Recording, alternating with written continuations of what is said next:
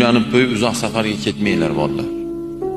Agar uzoq safarga ketadigan bo'lsangiz, uylanmang bo'lmasa. Bo'lmasa tashlab ketmang, birga olib keting. Yo'qsa uylanmang. Uylanmasam bo'lmaydi, unda ketmang. Ketsangiz ham 1 oyga keting, 2 oyga keting. Keling qaytib.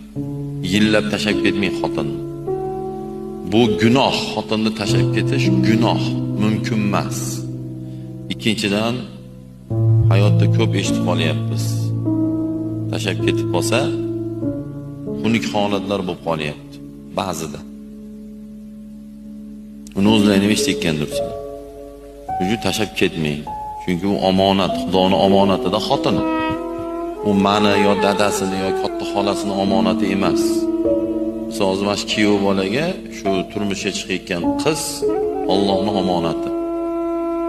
Ursa, so'ksa, xorlasa